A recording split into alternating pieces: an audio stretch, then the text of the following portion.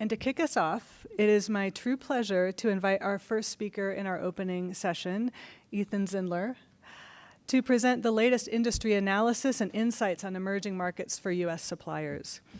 Many of you know Ethan. He serves as the head of U.S. research at Bloomberg New Energy Finance, overseeing a team of leading analysts, researchers, and news writers in the Americas covering clean energy market developments. He also edits and writes notes on industry trends and is a regular featured speaker at global and regional conferences and in the media. Ethan, it is such an honor to have you with us today. Thank you so much for joining us. Well, thank you very much for that really nice introduction. Thanks to USAID and APT and everybody for inviting us to participate today. And Suzanne, really appreciate your comments too. I think in many ways I'm going to sort of reiterate a lot of the very good points that you just made with a lot more pictures maybe. You gave us the words, I'll give you guys the pictures. And I think, but I do think, this is an enormously interesting time to do what all of you guys are doing, because as Suzanne did mention, she's right. We roll the clock back 5 years ago, and my job as an industry analyst was to focus on maybe half a dozen to a dozen countries around the world, and now it's just kind of exploded, and we have a massive and the similar challenge that I'm sure SunPower faces, which is how to keep track of all those countries and understand the opportunities. We as an analysis firm have similar challenges, which is how do we deploy our resources and our analysts to understand all these markets simultaneously. So I'm going to talk, this is a pretty sophisticated group, so I'm going to go through a bunch of stuff. And let's see if this works, first of all. Okay, it does. First, global trends, which I think many of you are familiar with, and I'll move kind of quickly through, and then I'll drill down a bit to talk about emerging market dynamics, and then a little bit about what we would call clean energy corporate procurement, and we call frontier power. I'll explain what that means in a minute. And then give you a little bit of our long-term view, which Suzanne kind of previewed very nicely in our view of the enormous opportunities around renewables, particularly distributed energy. All right, so globally, we've been clicking along with about $300 billion per year being invested in the clean energy sector. Our firm now has tracked about $3 trillion in total capital invested in this area. Always important to sort of stress what I mean by clean energy. I'm talking about renewables. I am not talking about natural gas. I'm not talking about nuclear. I am not even talking about large hydro in these figures. It's a pretty narrow definition. It's mostly renewables and what we would call energy smart technologies around energy efficiency. So that number's been pretty flat, which if you think about it in the sort of giant context of climate change is not a particularly happy note. But if you look at the amount of stuff that's getting built, that number keeps going up year on year. We've about 160 gigawatts of new renewable energy capacity built last year around the world, with more than half of it, that red chunk, in the Asia-Pacific region around the world.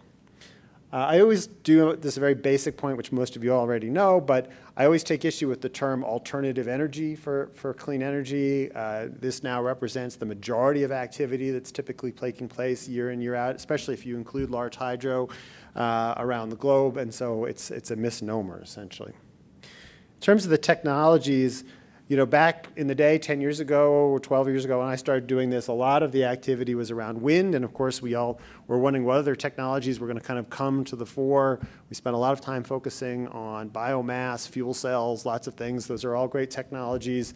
But if you look at where now, just about the majority of investment is going in any given year, that's the yellow bit at the bottom, and that is solar. That's utility scale solar, that's distributed solar.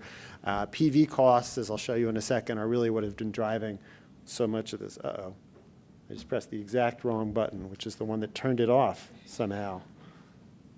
Sorry about that in the back. Let's see. We can try this. That's just the pointer. There we go. Sorry, gang. All right. So why? Why is this going on? Why are we seeing investment basically in the $300 billion a year, and yet the amount of stuff getting built going up year on year? Be careful not to press that button again. Okay. First, the main reason is the equipment. I know GE is going to speak next. We're going to hear more about wind turbines. This was made by my European colleagues, so hopefully you'll all understand the sort of architectural comparisons here. But that's St. Paul's Cathedral. That was a 2-megawatt turbine back in 2000. And this is the kind of development that we're now seeing as turbines are getting bigger and bigger. And now, of course, not all of these are being deployed yet, but we are starting to see more and more of them get out around the world. And of course, what that's meaning is that the cost per megawatt has been dropping. And that is obviously helping to make wind more affordable. But I would argue that the more important factor is that basically the capacity factors on wind have been going up globally. Don't get bogged down in the details other than to notice that the line has been rising. It used to be that, at least in the U.S., we were happy if you got a wind capacity factor in about the 30s, 30% range. Now, we know of projects even in the U.S., in Oklahoma, over 50% capacity factors. Brazilian projects near the coasts, definitely over 50% capacity factor. It is not unheard of now for projects to have higher and higher capacity factors. And what happened is that basically, originally, the wind business was starting to run out of some of the highest spots to build wind projects, and started deploying these blades that could scoop up more of the wind in lower speed wind regimes. And then they were said, well, why don't we try these in the higher speed wind regimes in some other parts of the world? And it turns out that it's worked extremely well, and you've been able to get higher and higher output per turbine. The story on PV is an incredible one. We've seen prices drop from about $3.2 million per megawatt as recently as 2010 to under $1 million per megawatt on a utility scale basis. $1 million a megawatt was the goal for 2020 under the DOE program. We're already there. It's worth noting that under half the cost now of a typical utility scale project, I'll try pressing the right button here, okay, is the module. So module is no longer the majority of the cost of any particular project that's out there, which means that there's a lot of room for improvement on these other parts of other segments of building the project, which includes balance of plant, inverter, et cetera. And we do think we're starting to see some of those improvements, but there's a lot more room to go. The cost of the underlying module has dropped now to, say, about 35 cents per watt. This is just looking at solar from a residential perspective, similar declines, but not all declines are created equal at the moment when you look at residential. And sorry that these are not developing countries, but to some degree we lack sufficient data in many developing countries to really look at resi in a close way. But the underlying line, of course, is the cost of the actual module. We do sample buyers and sellers of the equipment all the time. By our latest count, you're down to about a 35 cent per watt module from China. I think SunPower maybe has a little teeny premium, but also a quality premium potentially as well. It's a little higher, but modules are cheap. And then, of course, the question then is how cheaply can you put them on roofs? And I guess one thing that I've always been, slightly puzzled by, and we have various theories on, is that there's big gaps between the costs in different markets. So Germany is the cheapest. You can probably get your system for about $2 a watt on your roof. Australia is cheap too. But these U.S. companies, higher prices, somewhere in the $4 to $5 range typically. There's a lot of potential discussion about why that is, but where are developing countries on this? Probably on the higher range than the lower range, because you don't have economies of scale yet. You don't have an established base of installers. But you can one can get down to here. There's no question about that with the right kind of financing and scale up. Batteries, a similar story, and I'm not going to talk too much about batteries except for the fact that we have seen a similar story of massive capacity build, particularly in China. Of course, there's the gigafactory that gets a lot of attention, and very rapidly declining price. A battery is about a fifth the cost now on a pack basis for a lithium-ion battery as it was as recently as 2010. And let's be clear, in most markets, in most cases right now, deployed behind-the-meter power storage does not make economic sense, but it's starting to, depending on what kind of regimes you're talking about in terms of tariffs. We haven't seen much of this activity yet in developing countries, but we could going forward. Our view is that we think battery prices do continue to drop, probably not quite at the same rate that they've been going down, more like around a 20% decline rate going forward. But as that happens, it's opening up all kinds of new opportunities for renewables plus storage, both before, in front of and behind the meter.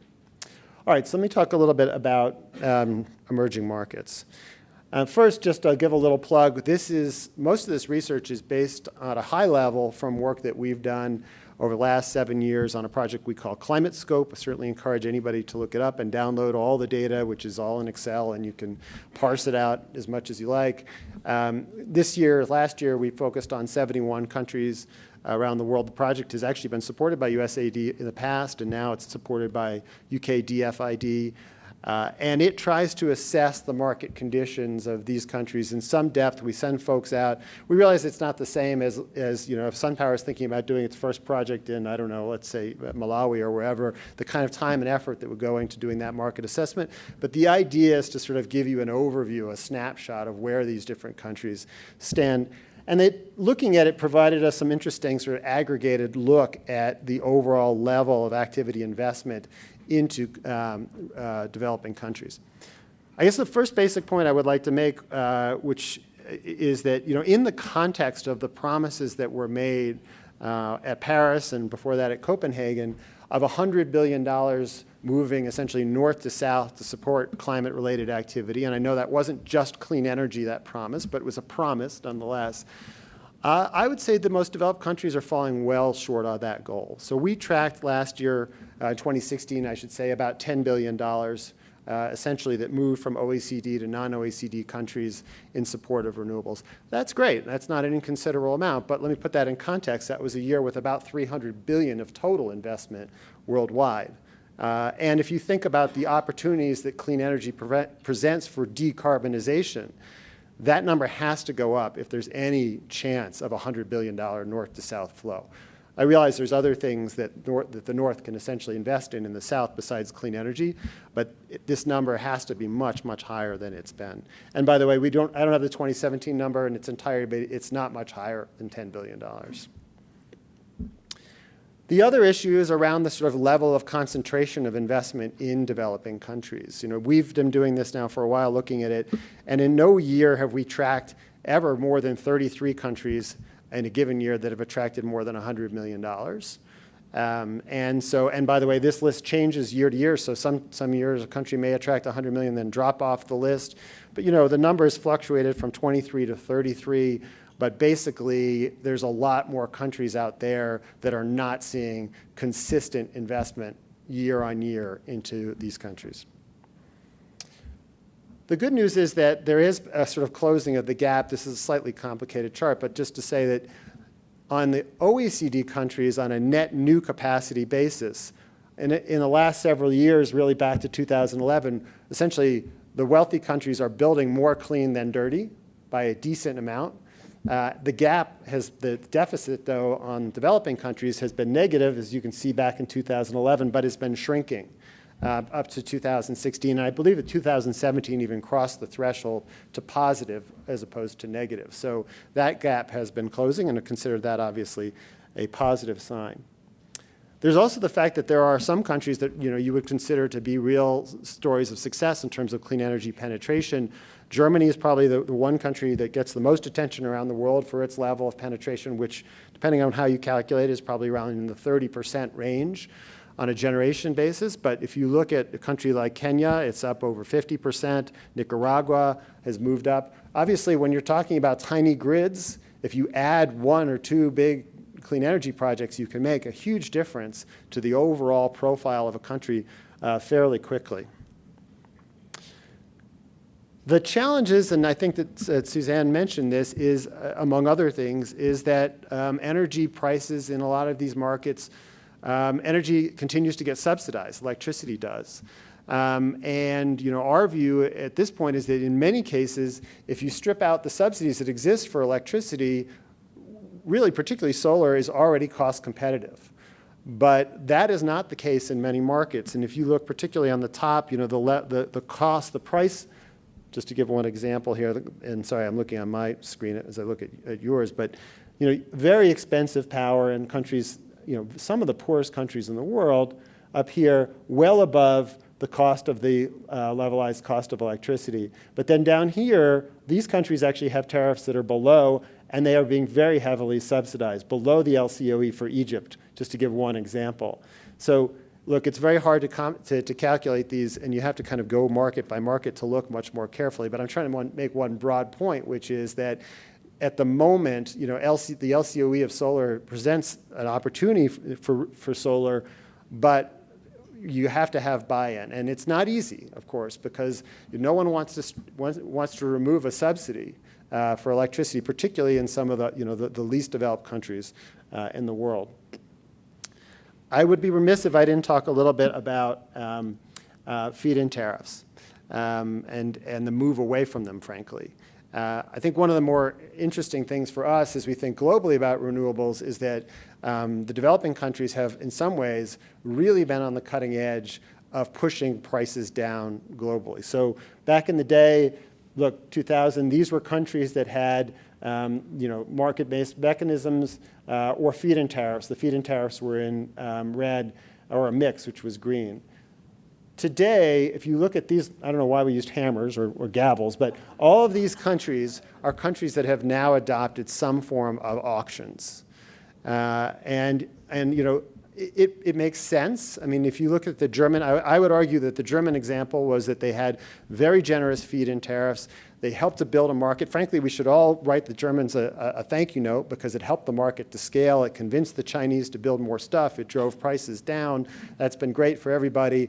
But in reality, they weren't really challenging the market to come in with lowest priced renewables. Now, this is happening around the world all the time. And what you start to see is some incredible results. These are some of the most recent ones.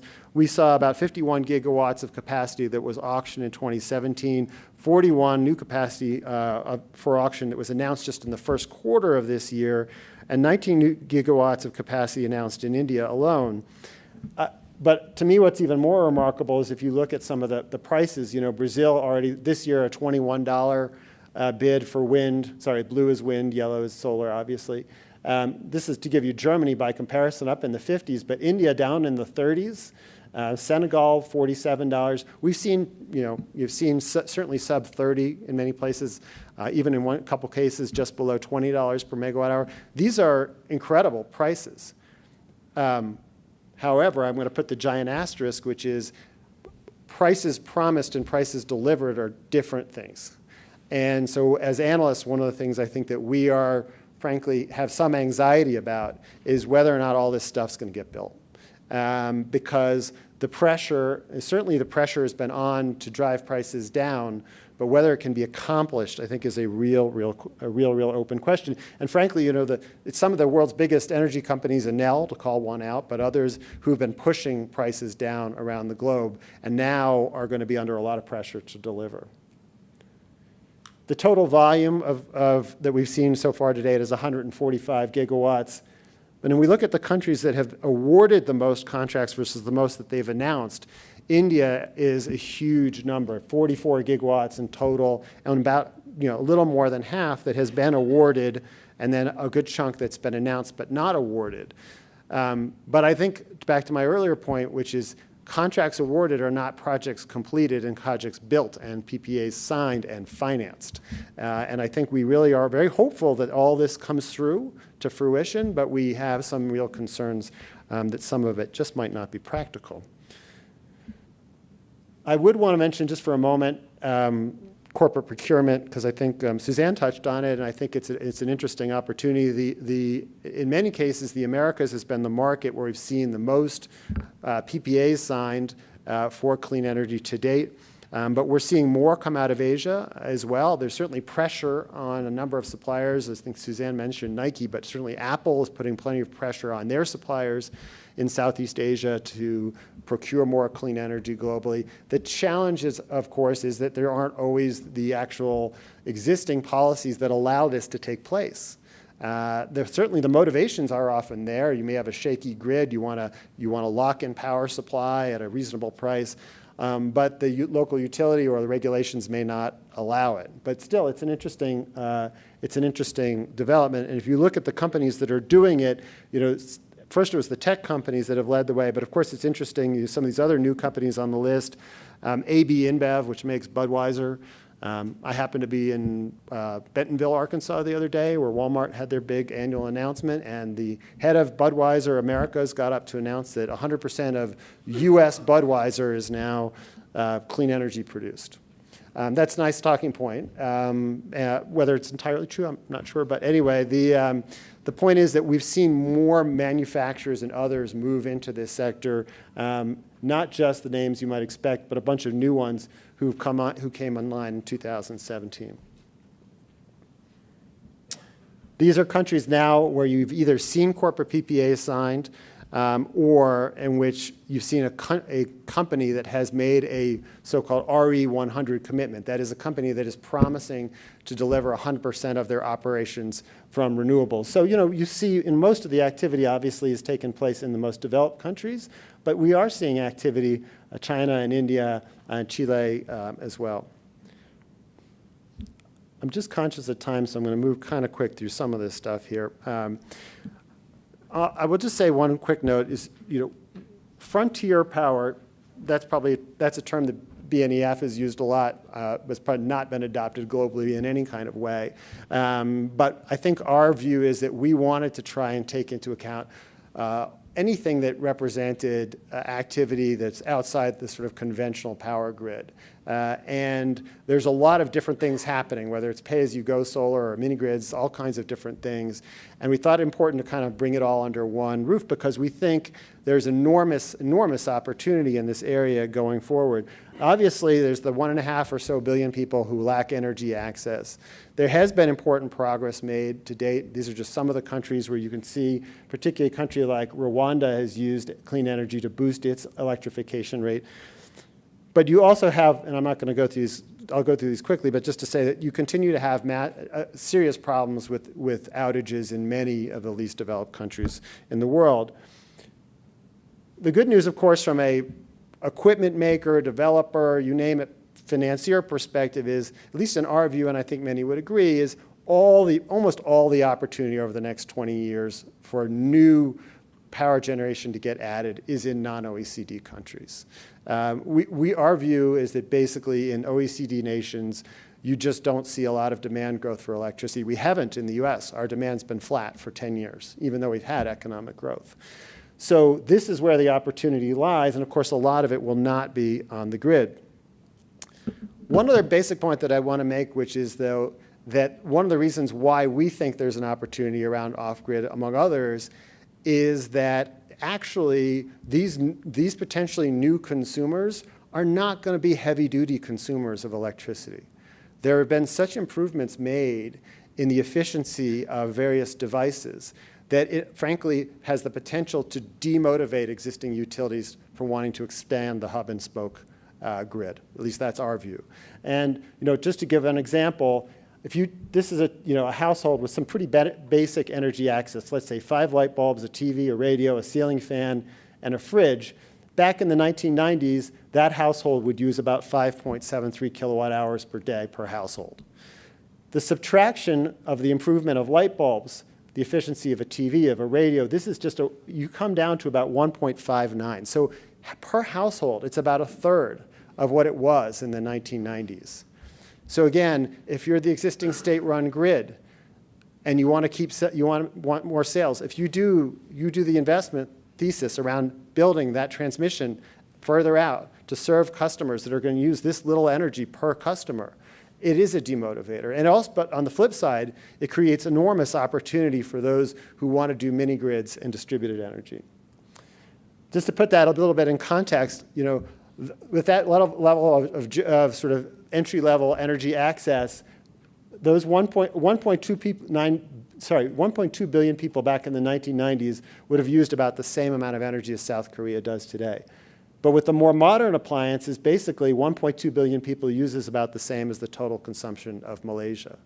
And if you subtract out fridges, which I'm sure many people don't want to, but if you were to, you're really talking a much, much smaller number overall. So the bad news obviously is 1.5 billion people without energy access. The good news is they need a lot less per customer, which makes this much more doable and exciting to me if you think about it that way. And of course, in the short run, already, our view is that about a third of the market in any given year, about 30 gigawatts of the 90 gigawatts that gets built, is already distributed generation in the form of diesel generators. We only saw about 1 gigawatt of small-scale solar that was added back in 2016 versus all this additional diesel generation that was added. I'm going to skip very quickly ahead just in the interest of time and make one last point here, which is, without going into any great detail, which is to say that if you look at the existing commercial and industrial tariffs in a number of countries, already solar makes sense. The challenge, of course, is the financing in many cases, is to make it available. But if you look at any number of these countries, given the cost, the levelized cost of electricity for solar today, it already can be done on a distributed basis through mini-grids and other efforts as well. And then I've unfortunately got too much left, but I'm gonna zip right ahead to the final point and end here, which is just this, which is to Suzanne's to her earlier point, and the point I tried to make earlier. The opportunity for non-OECD countries around renewables is enormous. There's two issues. Obviously, huge potential growth in demand, and on the flip side, huge potential declines in costs for renewables. And then the third piece of it is, I think that a fundamental rethinking around how you provide energy access is inevitable. Frankly, whether policymakers want to take it up or not, the economics are going to drive it. And so the right-hand side just shows what we project as non-OECD new capacity to get added. And the yellow chunks are solar. And to Suzanne's earlier point, which I would very much agree with, is it's all well and good that BNEF has these forecasts, and I can show you how we see solar prices coming down, the economics work, and I had some nice supply and demand lines that I could have shown you. But you will need an army of people to do this, an enormous army of people to do this, with expertise and financing to make it all happen. This is a theoretical chart, but you guys are the soldiers who can go out and make all this happen. So I think you guys are in the right place at the right time, and I applaud you for all the work that you're doing. Thank you.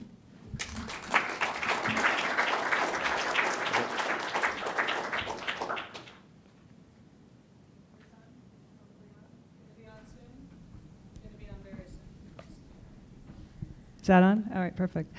Thank you, Ethan. That was a fantastic way to set the stage for the conversations that we're going to have today. And we've got a few minutes for questions, so I know there are some out there. Please come on up to share your thoughts, your experiences, your perspectives, your questions on these issues, and come right up here to the mic or to this mic right here. Any. Or raise your hand and I'll run it back to you. All right, we got a couple back here. One right here and then one over here. Hi, good morning, Ethan. Thank you very much for all this data, which is very, very important for all of our work.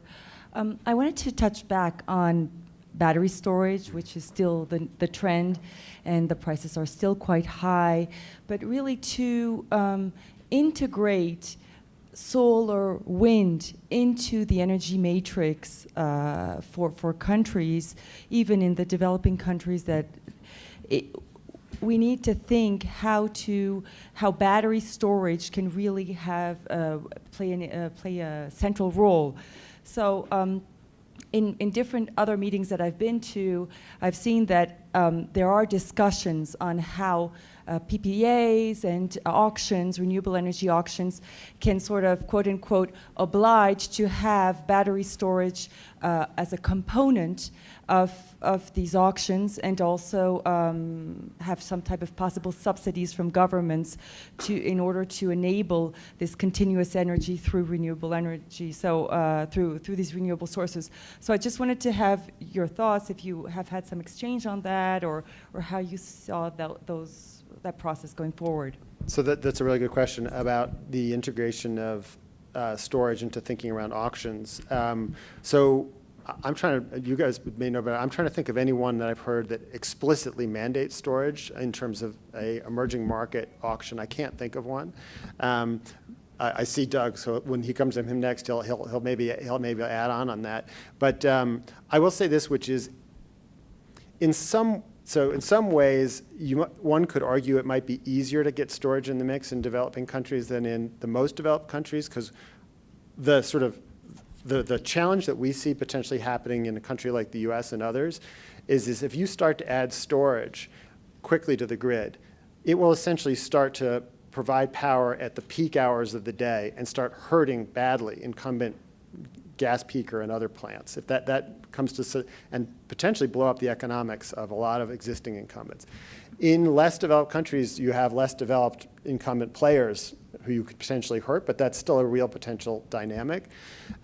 The country that I kind of think of where it sort of screams out for something more around storage is Chile, where they've had great successes through auctions, and they've added quite a lot of solar very quickly to the grid and has depressed prices.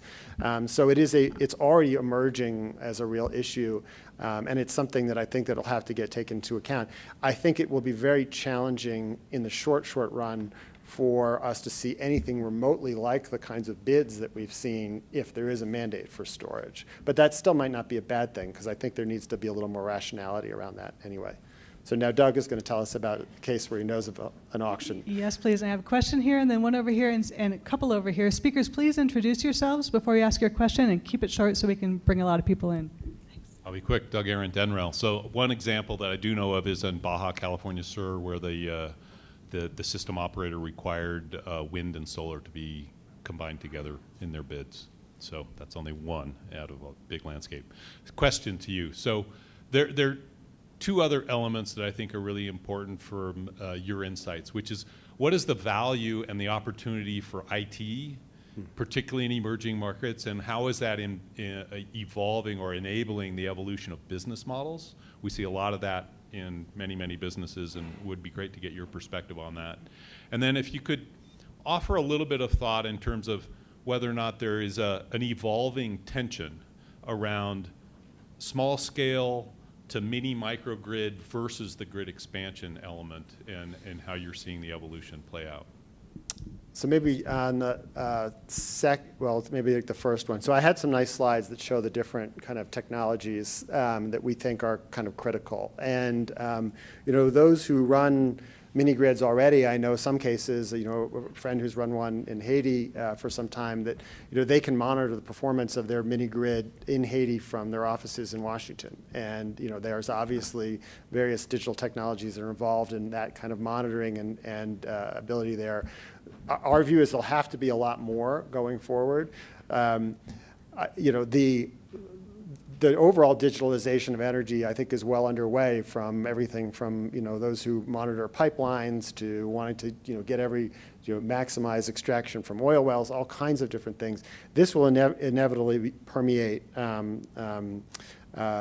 distributed energy as well. And obviously, if you look at pay-as-you-go solar systems are pretty rudimentary, but of course they're using telephony to get paid for providing services. So that's an inevitable part of it. And I think the degree to which, how sophisticated, extremely sophisticated to sort of basic sophistication, I think we'll see.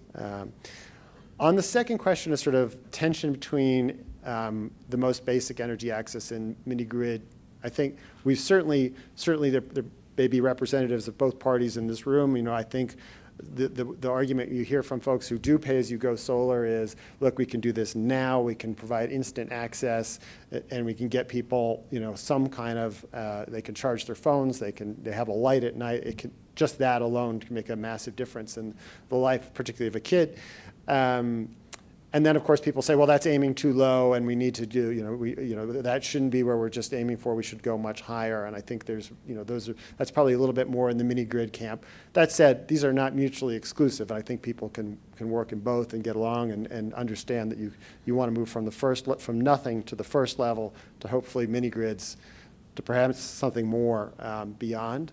But I think it's certainly not set in stone. I think probably both cases they seek to some of the same funding. I will say this, which is just one comment, and probably have mini grid experts in the room, is that we have found with the sort of the pay-as-you-go model, and even sort of more basic than the pay-as-you-go model, which I'll just call like sort of the cheap Chinese solar stuff model, which is just people buying very inexpensive, little lanterns and things for almost nothing, that can scale really, really, really fast. And mini grids are challenging. I mean, I was going to show the numbers. I mean, I think it's only in the couple hundred that we've tracked of projects that are 100 kilowatts. And I know there's all kinds of efforts to find sort of plug and play templates and ways to do this, but it's so far I've not seen it work. And so every local circumstance is different. The time and effort you have to invest with the community to get buy-in from the right people to make it happen is enormous. And so that worries me from a scaling up perspective, for sure. Thank you so much. One very quick question we have time for left, so we'll make this real quick. And then everyone else who didn't get a chance, keep those questions, bring those perspectives and points into our following discussion sessions. Please introduce yourself. Yes, Pramod Jain from Innovative Wind Energy.